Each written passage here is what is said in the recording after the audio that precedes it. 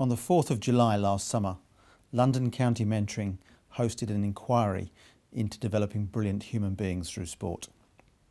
The purpose of our inquiry was to explore all the aspects of player development, both in terms of reaching people's individual potential as sports people, but also helping to explore the various challenges that the transitions involved in a life in sport can be managed in a different and better way going forward.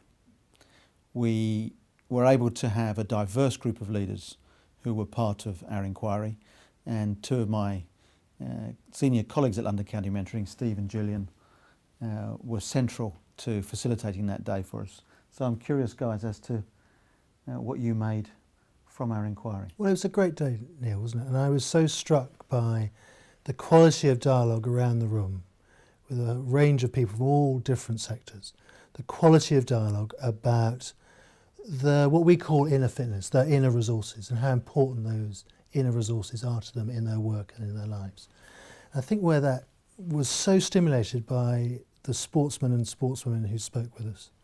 So I think that as people heard Shemi talk about going from 85% to 100%, Billy talking about his struggles with form, or even Richard Hill talking about being told he was never going to be an international rugby player, those themes chimed with everyone in the room, because we know we're wrestling with those in business, in education and so forth, because we know people are wrestling with confidence and resilience as much as they are with their ability to lead change or to lead collaboration.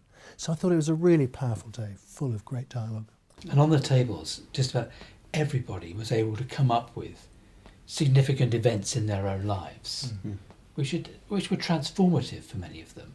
Yes.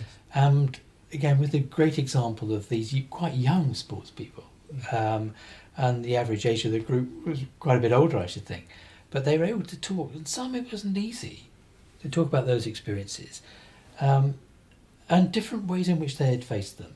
Yeah. So for some it had incapacitated Yes. in terms of mental health issues, Yeah. and others they'd grown stronger.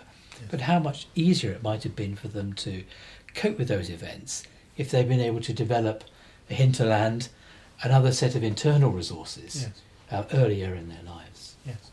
So where next? Well, great ideas. It worked. The day worked. How do we follow this up, do you think? Well, I think first of all, acknowledging the generosity of spirit of everybody in the room to actually want to do something about this. And I think to introduce the inner fitness programs, not just for individuals, but within clubs, so that people get really committed to developing a stronger sense of self, and also understanding how they can build relationships of great quality in their lives. And ultimately, I think there'll be a big return on investment for everybody, because if you've got high-performing individuals who are also brilliant human beings, then sport is a much healthier place for people to associate themselves with. But most importantly, it can then provide a platform for people to actually have a lift-off for the second part of their working lives, rather than it being an edge of cliff experience where people are just trying to cling on or trying to scramble their way up to the top. So my feeling is that the quality of people we had in the room really want to make a contribution towards developing, young people, so that we can have a really healthy future society, and I think that's absolutely key.